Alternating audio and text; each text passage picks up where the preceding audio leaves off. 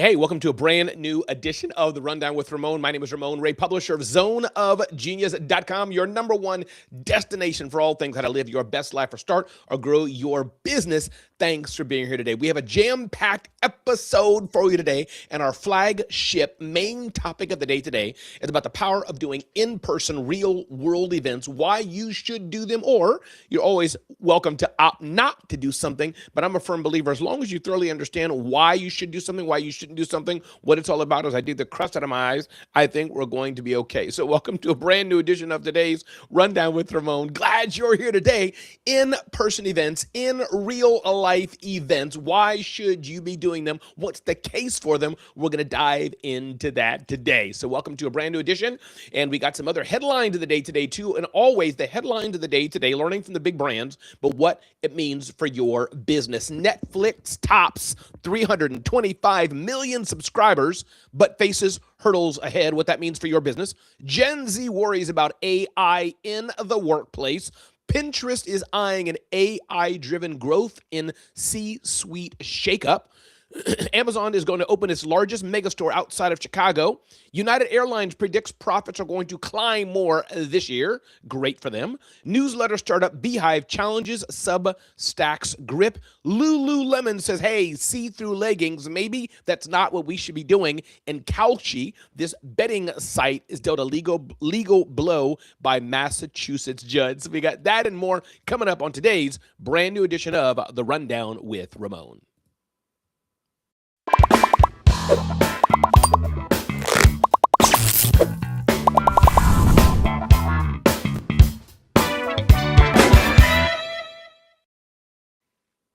All right, so I've been seeing the news from Kalshi, this online betting service, and a Massachusetts judge issued a preliminary injunction against Predictions Market, where you can bet on anything, Kalshi, ruling the company cannot allow users to bet on sporting event outcomes in the state. And the judge said, the bottom line is Kalshi is saying, yes, we can do it. The judge is saying no.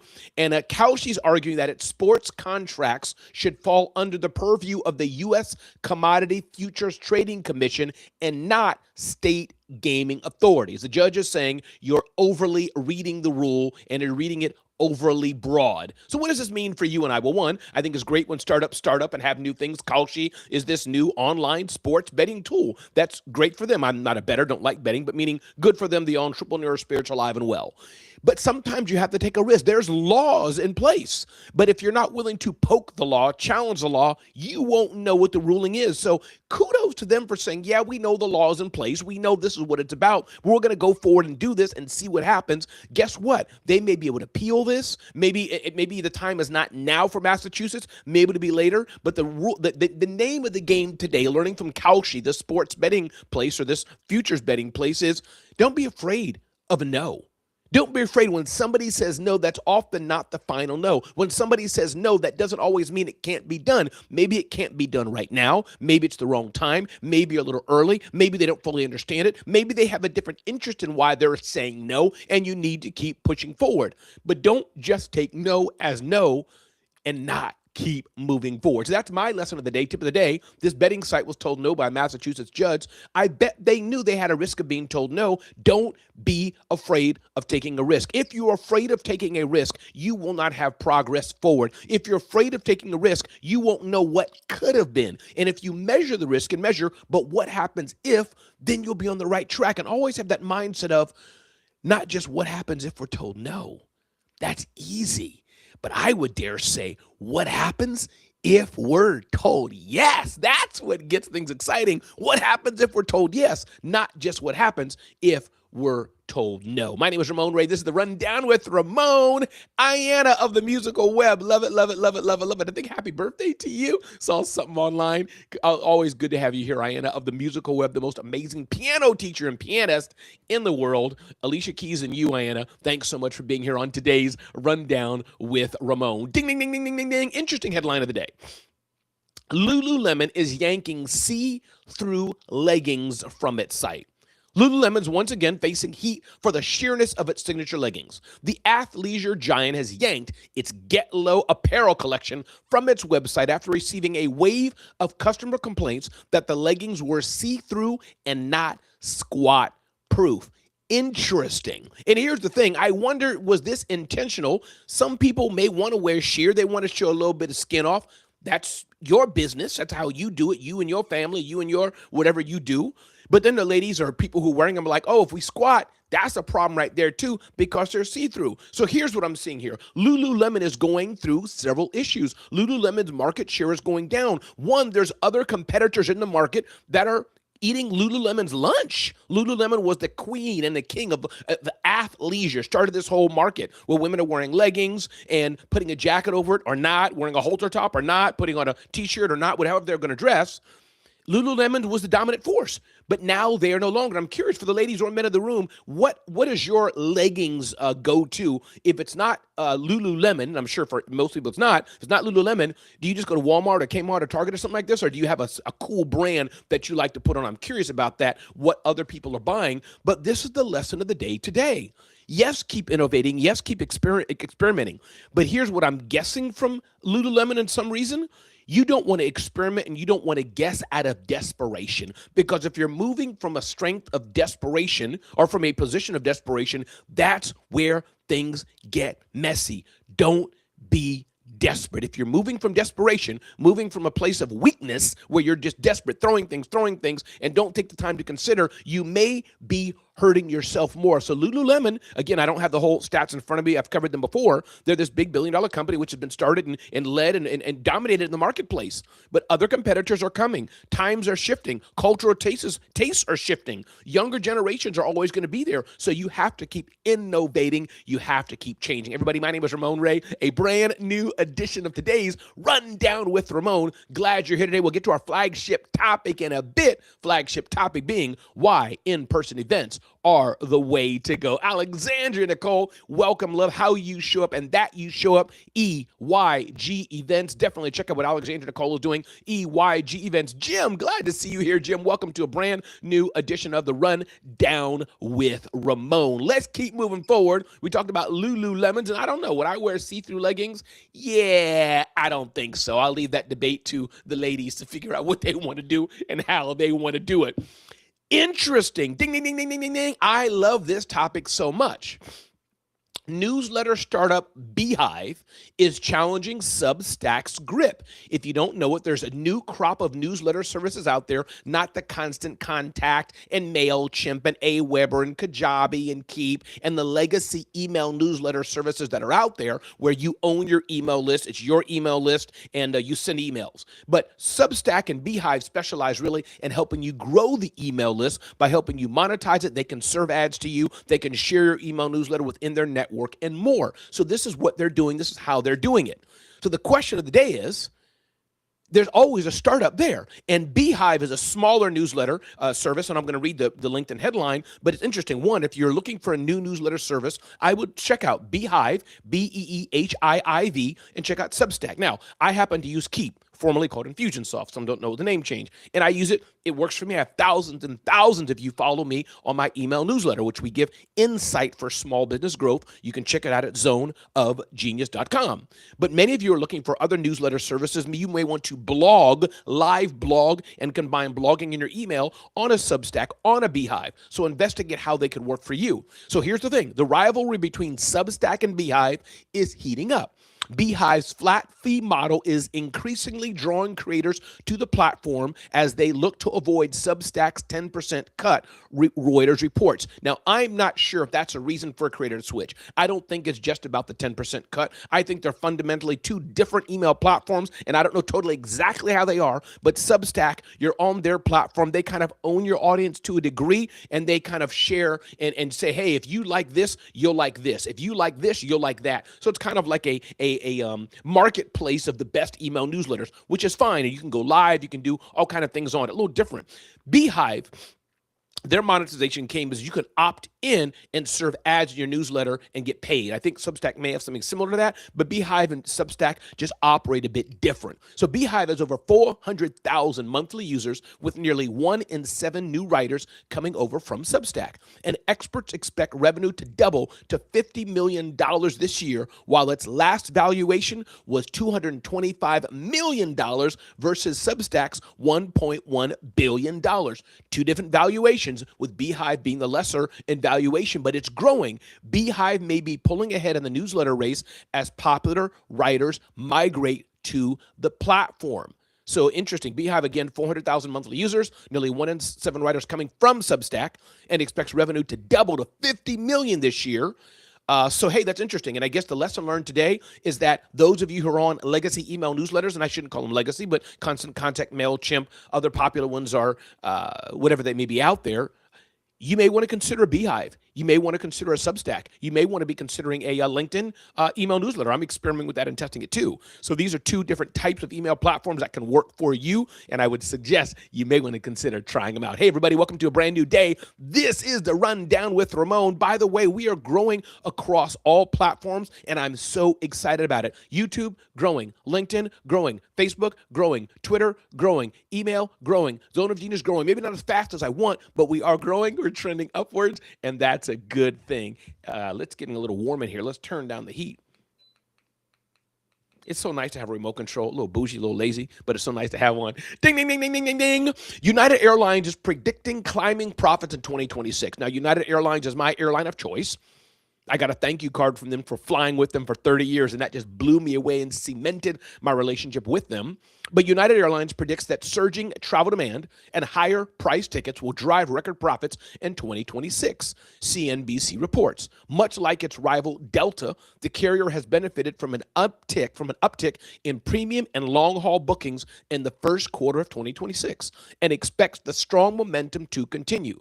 The airline boosted a profit of $1.4 billion in its fourth quarter, a jump of nearly 6% year over year, despite the record-long government shutdown, which cost the business $250 million in pre-tax profit. So United Airlines is growing. Sometimes you grow because of things you have no control over. Higher price tickets, which they're having to boost their profits, and or people are traveling more. So what about your business? Maybe your business is growing because more and more people are going to in-person events. Maybe more and more people want a lawyer. Maybe they want a massage therapist. Maybe they want whatever you're selling. Or it could be intentional things that you're doing in business to drive revenue smarter. Either one, it could be, depends on what it is for you. So again, success leaves clues. United Airlines is growing, and I personally think some people don't like United. Airlines can be this or that depending on who you are, but I think their service is good. I fly them all the time, and they're partnering with Lufthansa when I go to Europe. So the question of the day is, what are you going to do to build a better business? With intentionality, not accidentally, with intentionality. What will you do to build a better business? Again, everybody, welcome to a brand new edition of today's Rundown with Ramon. Glad you're here today as we get to our flagship topic of the day today, talking about in-person events. Ding, ding, ding, ding, ding. Amazon is going to open its largest mega store outside Chicago. Amazon's dominance of e-commerce hasn't yet translated to brick and mortar retail, but it's hoping to change that in a suburb of Chicago. The company unveiled plans to build its largest store in the world, a big box center that dwarfs a typical Walmart supercenter. Wow. The 229,000 square foot building would be half grocery store and half online fulfillment center. Amazon aims to compete with Walmart and Costco, which dominates the in-person shopping space that still accounts for 80% of all retail sales. Listen, you don't have to first work on where you want to go. Amazon started selling books. They quickly grew to that. They're the biggest online retailer in the world. And now they're going backwards, and they're saying, now we're going to get into retail. And they have enough money to experiment. They have enough money to try. They have enough money to be on a long runway and see how it works. And they have enough money, frankly, to fail and have it not work. What about you and your business? What are you ruminating on? What are you thinking about that will help people grow? What are you thinking about that will help your business grow? Have you dominated in one category, dominated as best you can, and you're saying, now that I got this working, now that I got this flywheel built, now that this is going, what can we do next? Where should we go next? And or maybe you decide not to go next anywhere, and that's fine. But you can still ask yourself, where do we go next? Everybody, guess what? I'm Ramon Ray. This is the Rundown with Ramon. If you have not yet signed up to zoneofgenius.com, you're missing out. Go to zoneofgenius.com and sign up right there at the website, zoneofgenius.com. I encourage you to check that out. And I encourage you to check out my mentorship program. If you're like, you know what, Ramon, I've heard you for a minute, seen you, Ramon, followed you, Ramon. I want to get to know you better, Ramon, and I want you to work with me to build my business. Check out RamonOfficeHours.com, RamonOfficeHours.com, mentorship and coaching to help you grow your business and take your business to the next level at RamonOfficeHours.com. Welcome to a brand new day. Amazon is opening its largest mega store. What's up next? I like this. Ding, ding, ding, ding, ding. Pinterest is eyeing AI-driven growth in a C-suite shakeup. Woo, this sounds juicy.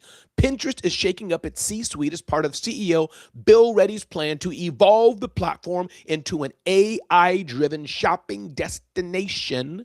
The Pinboard site has hired Lee Brown as the brand's first ever chief business officer and tapped Claudine Sheaver, these names are irrelevant, to serve as its new marketing chief. The brand's current revenue chief, some guy named Bill, plans to step down. The change comes as Pinterest aims to expand its artificial intelligence feature to count more Gen Z users and boost its global ad sales. Pinterest is one of those brands that all my friends tell me don't sleep on Pinterest.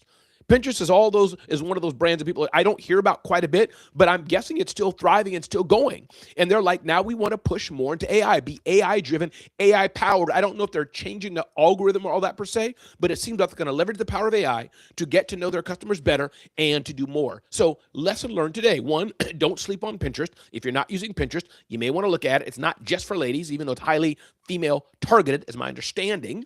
Number two, very picture driven. So maybe it's useful for you. And number three, everybody has to shake up. Everybody has to do things different. Maybe you are out there and you've been using sugar on your grits. There's a better way to live life, and that's the best way to do it, with salt. Maybe you've been using one email marketing platform in your business. You can change that and see a better way to do it that works for you. Maybe you've not been a great parent over the past few months, past few years. It's never time to repent and change. Me and my daughter had a great session before, when she was married, about a year ago, before she was married, where we opened up and shared some things that she was hurt by, and I had to apologize to her. So he's always able to change, always able to expand, always able to do things different. Welcome to a brand new day. This is The Rundown with Ramon. Love it, love it, love it, love it, love it. Dr. Will Moore, and I'm sure he's adding some amazing business insight here. Let me look at this. Let me read this here. His encouragement to me. I didn't think you would show up today. Proud of you. Dr. Will Moore, I love you, brother. Yesterday's segment, y'all missed it. The Great Grits debate with me and Dr. Will. Man, you talk about a roast-ish with friends. We had a good time uplifting each other and ripping each other to shreds over sugar and grits. My man, Dr. Will, I love you, brother. We had a good time. We had our friends here. Alexandra Nicole was there and others. Like Alexandra Nicole. What's Alexandra Nicole saying here? The Rundown with Ramon. I've got to watch the replay. Maybe she wasn't there yesterday, but I was occupied and missed it last night. Did you represent for sugar? Dr. Alexandra, I must say, Dr. Will Moreland slayed. He slayed Alexandria. He slayed. You missed it. The highlights of that. I asked my wife at the top of the show, yo, babe, what do you like on your grits, sugar or salt? She said, of course. Sugar. Absolutely. I almost fell under my chair. I'm like in my own house. So then Dr. Will, trying to be cute, he asked his boo, like, babe, what's up? What do you have on your grits? And what'd she say? Oh, what'd she say? Salt. We had a good time yesterday on yesterday's big debate. Yeah. So we had a good time. But Dr. Alexandra Nicole, what you're talking about here, you're right. Accountability is so important. We have to do that with our kids. We have to do it with our family. And we have to be open to saying, hey, I was wrong. I shouldn't be doing this. So welcome to a brand new day, everybody. This is The Rundown with Ramon. Two more quick headlines before we get to our flagship headline of the day, all about doing in-person, real-life events. Gen Z is worrying about AI in the workplace. Some 80% of employees expect artificial intelligence to affect their daily tasks, according to a survey of 27,000 workers. Now, that's obvious. Expect AI to affect their daily lives. Duh, we know that. Gen Z is the most concerned generation, while baby boomers show greater self-assurance and are the least worried about AI's impact and their ability to adapt.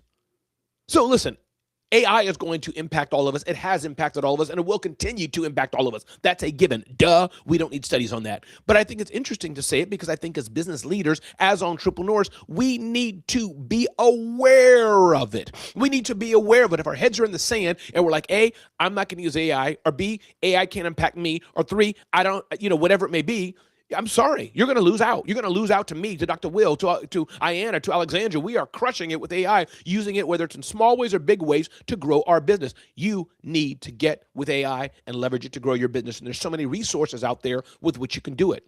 You got my man, Austin Armstrong. Check out all things Austin Armstrong. He is producing amazing insight on AI. You got my girl, Alicia Little. Her AI is just blowing up like crazy, and I'm sure others who are in that space. Everybody, welcome to a brand new day. This is the Rundown with Ramon.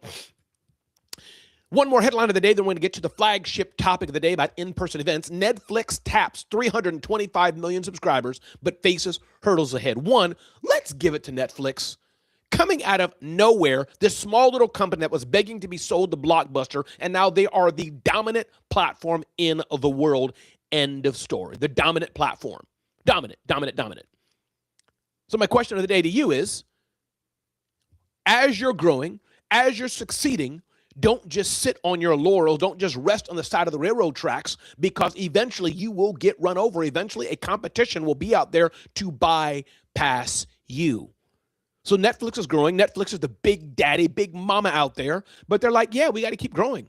And now that can be difficult, because I must say, as a small business owner, as an entrepreneur, working from home, wanting to travel with my wife, I love the life I live. I'm not trying to be a billionaire, not trying to have a lot of money in my context. I want to have a good retirement whenever I retire. I want to have good savings set aside. I want to have money set aside, cash, that I can do cool experiences with my family that I can give to other people. That's really what I want. I want to pay myself well, month to month to month, year to year to year. That's the life I want. Well, to me means maybe it's 200,000, maybe it's 300,000, but I don't need to pay myself millions per year. That's for me. Maybe I need to think higher.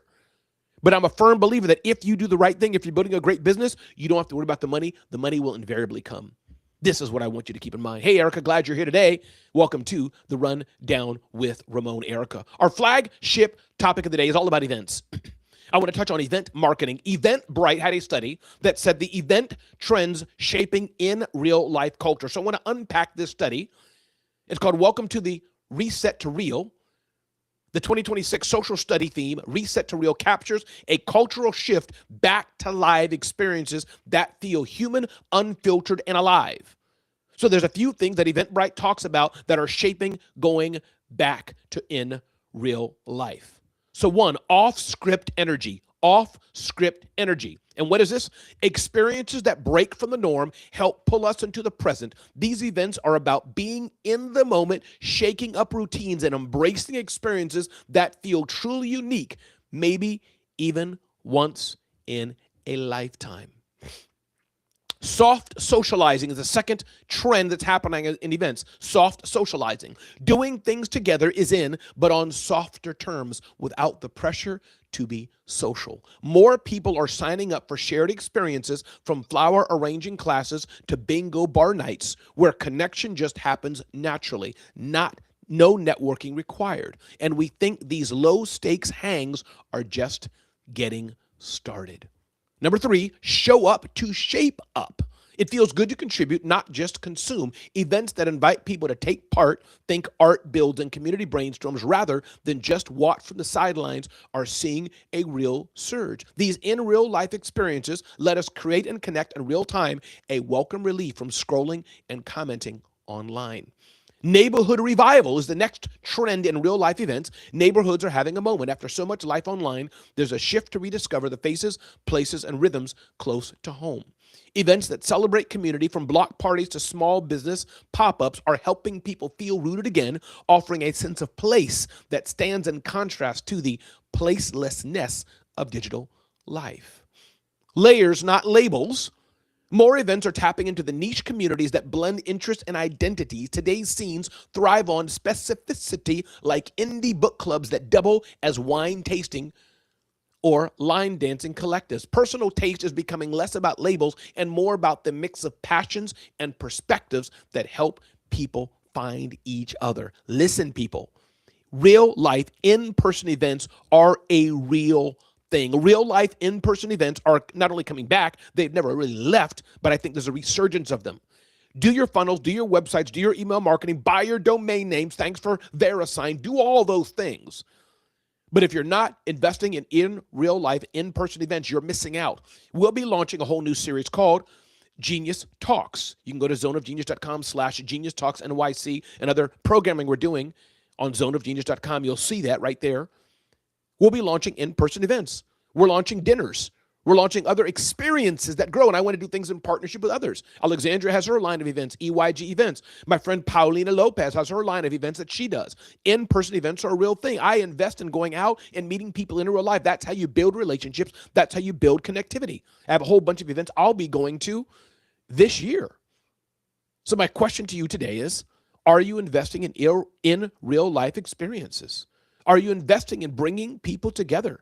Yeah, Trisha, you can check that out, zoneofgenius.com, zoneofgenius.com/Genius Talks NYC, /Genius Talks NYC. Good to see you here. So live events are important. Whether you produce them is great because that puts you at the center of the attention. You can craft the event as you want and or attending other people's events. And I evaluate events I'm attending for three reasons. One, am I going to the event? I'm hired to go there because I'm speaking at the event or I'm hosting or I'm participating in the event actively. Whether I'm hired or not, I'm participating actively in the event experience on stage. That's number one. If I'm not, am I going to the event because I want to learn? I'm going to be taking notes and I'm going to learn about it. My friend Austin Armstrong doing his AI Summit. So do you want to go there to learn from it? Number two, maybe I'm not interested in going there to learn from it. Maybe I'm not interested in learning from me about AI so much. But the third thing is, who else is going? Who are the speakers going? Who's there that I may want to network with and connect with? That's the third reason you want to consider going to an event.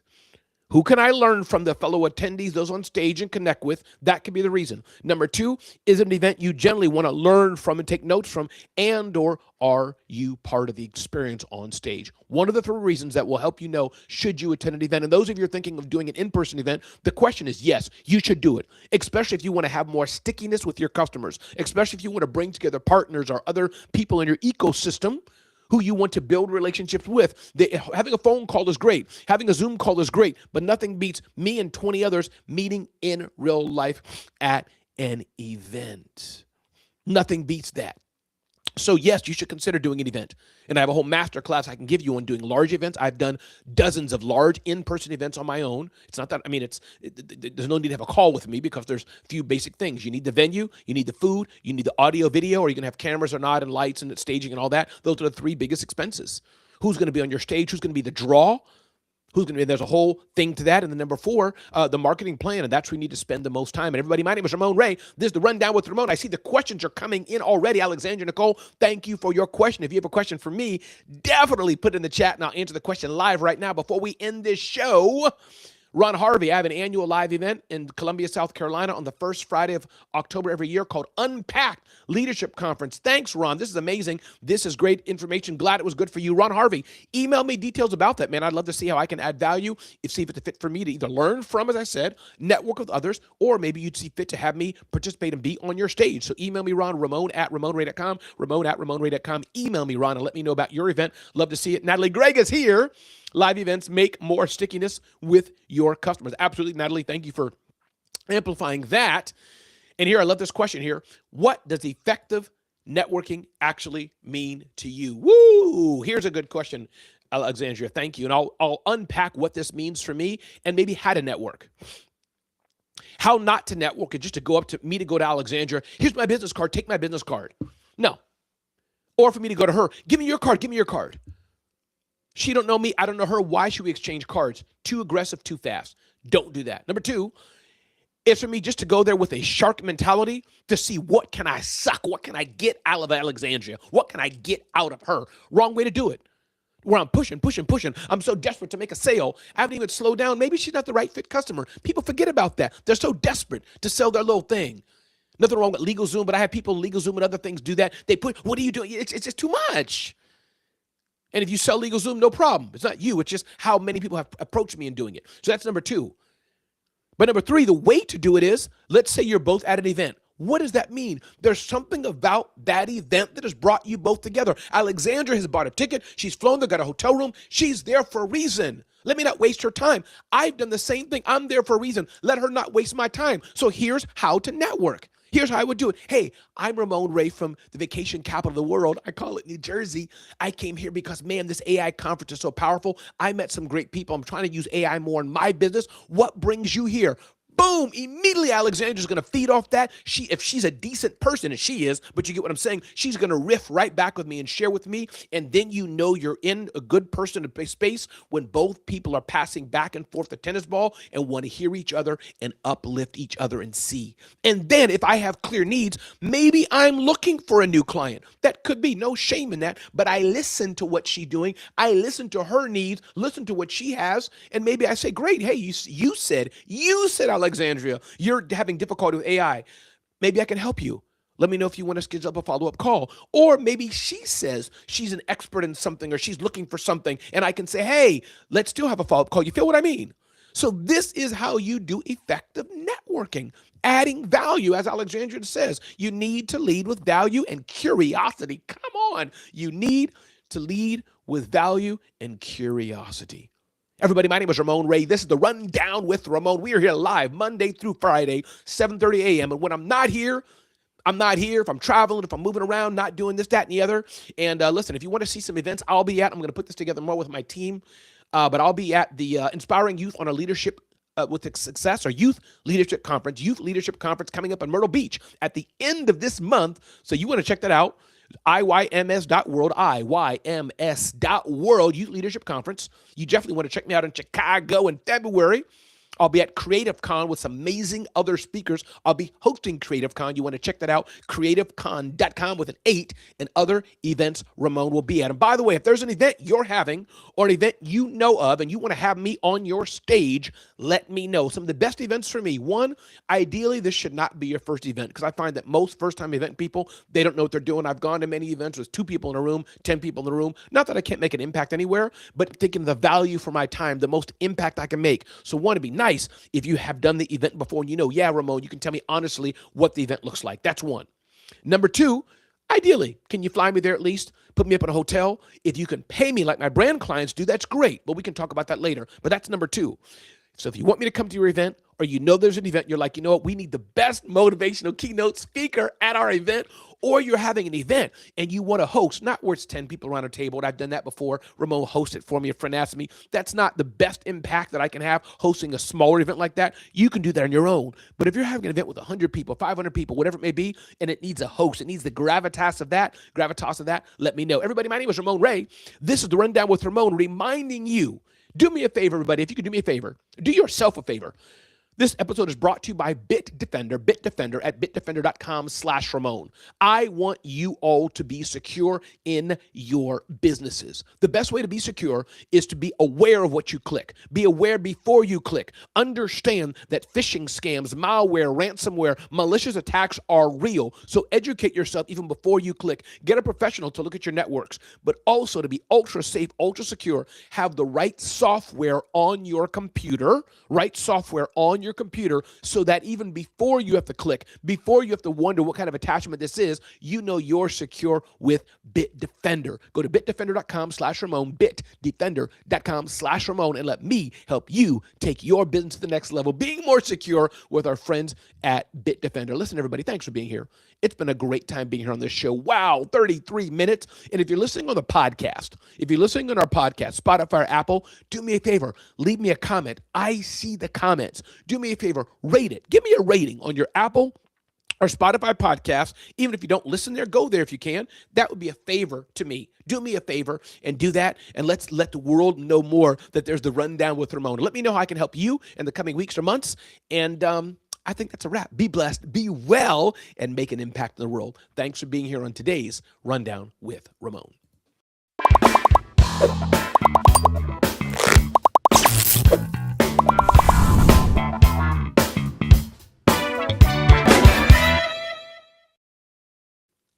Be blessed, be well, have an amazing day, and I'll see you tomorrow.